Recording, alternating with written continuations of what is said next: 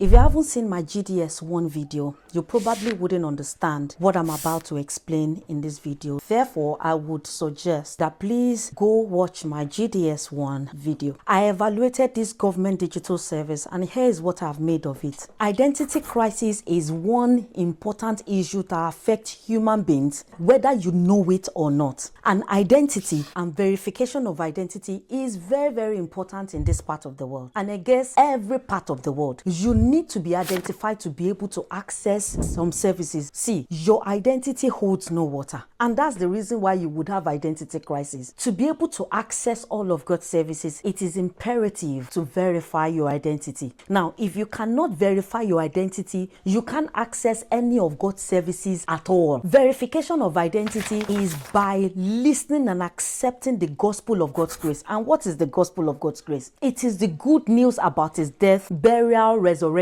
the fact that he ascended to heaven and now lives on the inside of you, because that is the real God. By accepting the gospel of God's grace, this is the way you verify your identity for grace. Grace is a person and that person is Christ. One thing that I did not remember to add in my last video was that verification is only by gov.uk one login. If you cannot verify, you will not be able to access any service. Jesus speaking in John chapter 14 verse 6, I am the way, the truth and the life. No one can come to the Father. That means nobody can access any of God's services except through me. Therefore, you cannot access any of God's services until when you verify your identity. Another thing I did not remember to add in my last video is that you can verify your identity in any part of the world and at any time, and you can access all of those services online and in the comfort of your room. The same thing applies to the gospel of God's grace, and that is how you will be able to access all of God's services, all of God's grace, all of God's inheritances for you in any part of the world at any time of the day, because you now have access. Acts chapter 20 verse 32 says, I commend you to God, which is the word of his grace, that is able to build you up and give you your inheritance amongst the saints. Why don't you want to come?